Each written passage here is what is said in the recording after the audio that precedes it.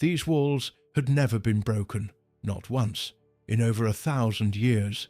80,000 soldiers, the biggest cannon ever built, and 53 days of non-stop assault couldn't crack them. So how did it fall, and how did the Roman Empire end in one single morning? This is the fall of Constantinople, the last city standing of the Roman Empire. Let's get into it. Here is what most people don't get about Constantinople in 1453. This city should not have even existed anymore. The Byzantine Empire, basically the last surviving piece of ancient Rome, had been slowly dying for centuries. At its peak it covered Greece, Turkey, the Balkans, Egypt, North Africa. Massive. By 1453, all of that was gone. The whole empire had shrunk down to basically just the city itself. That's what was left of Rome, but even as just one city, its location made it the most valuable piece of land on Earth. Constantinople sat right at the crossroads between Europe and Asia.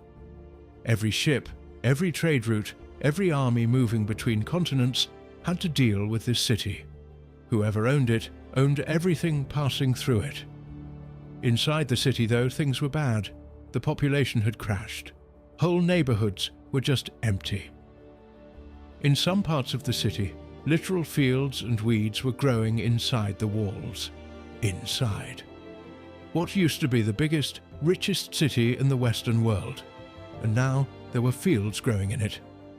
The guy responsible for all of this was Emperor Constantine XI. Late 40s, practical, no budget, barely any army. He had been sending desperate letters everywhere.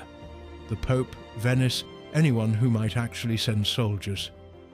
He even offered to end a massive religious disagreement with Rome just to get some backup. Constantine looked at those walls. He looked at what was coming for him.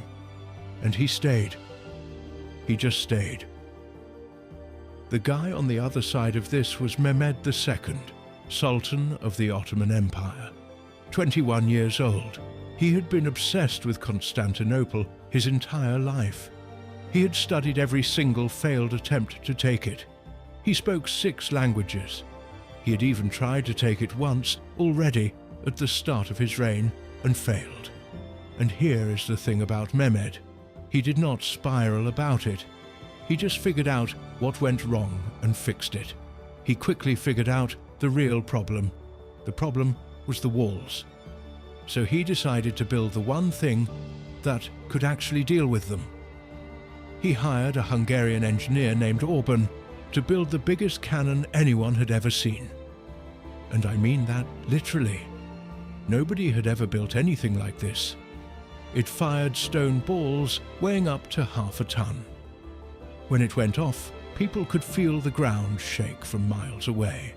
And before the siege even started, Mehmed built an entire fortress on the narrowest part of the Bosphorus Strait, completely cutting off Constantinople's supply lines from the sea. Constantine XI watched it go up from the walls. He sent people over to complain about it. Mehmed had them executed. By spring of 1453, Mehmed showed up outside Constantinople with 60 to 80,000 soldiers, over 100 ships, months of planning. The Byzantines had around 7,000 defenders total. 7,000 against 80,000. That's the matchup. Their best piece was a Genoese mercenary named Giovanni Giustiniani, who showed up in January with 700 professional soldiers. He was experienced, he was good at his job, and honestly, he was the main reason the walls held, as long as they did. The siege started April 6th. The cannon started punching holes in the outer wall immediately. Every time a section got blown open, the defenders would sprint to fill it back in. Giustiniani ran the whole operation, organized the shifts, kept the rotations going, kept exhausted people moving. The line held barely, but it held. For 53 days, Giustiniani kept people fighting who had every reason to just stop. The walls took everything Mehmed threw at them and kept standing. Inside the city, though, it was a completely different situation. Food was running out fast. Constantine had already ordered church gold melted down just to pay the soldiers. Then Mehmed did something that genuinely should not have been possible. The Golden Horn Inlet on the north side of the city was protected by a massive iron chain across its entrance. So Mehmed just had his ships dragged over a hill instead, on wooden rollers, overnight.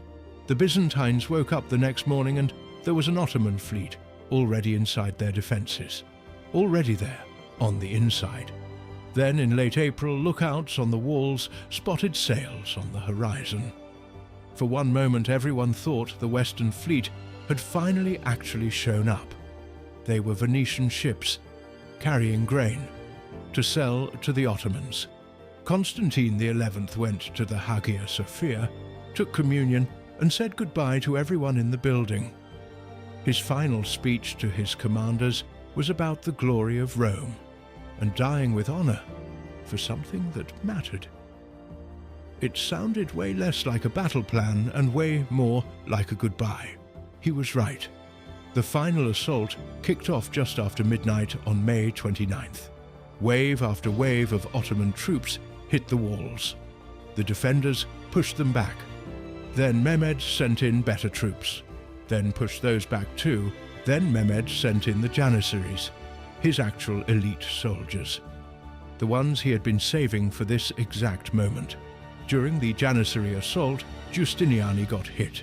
He was wounded badly enough that he couldn't stay on the wall. He got carried off toward a ship in the harbour. Constantine XI apparently found him being taken away and begged him to stay. He couldn't. The guy who had held everything together for 7 weeks was gone. And here is the thing. The main walls were still holding. The battle was still happening. Nothing was decided yet, until someone forgot to close a door. The Kirche Porta was a small side gate in the northern wall. Earlier that night, a group of soldiers had slipped out through it for a quick raid. When they came back in, nobody locked it. An Ottoman soldier found it. Tried it. It opened. Now, historians actually debate how much this one gate changed things. The main assault was already making progress. The collapse might have been coming no matter what, but what multiple eyewitness sources all agree on is this. The gate got found, soldiers poured in, and the cry spread through the defenders, "The city is taken." Guys who had been fighting for hours straight suddenly heard the enemy was already behind them, inside the walls. The defense didn't recover from that, it just fell apart. Whether the Kirche Porta actually caused the collapse or just made it happen faster. A door nobody remembered to lock had just ended the Roman Empire. When word reached Constantine XI that Ottoman soldiers were already inside the walls, he took off his crown, his imperial robes, handed everything to someone nearby, and reportedly said, "The city is fallen, and I am still alive." And then he walked toward the fighting. The last confirmed sighting of Constantine XI puts him in hand-to-hand combat at the Romanos' Gate. His body was never officially identified. He was never captured, never surrendered, never ran. He was never seen again. Mehmed II rode into Constantinople that afternoon, calm, upright, like he owned the place, because now he did. He went straight to the Hagia Sophia, the cathedral that had been the heart of Byzantine life for almost 1,000 years, and converted it to a mosque before the day was over. The Roman Empire had existed in some form for over 2,000 years. It survived plagues, invasions, civil wars, centuries of losing ground slowly. It held those walls for 1,000 years against everyone.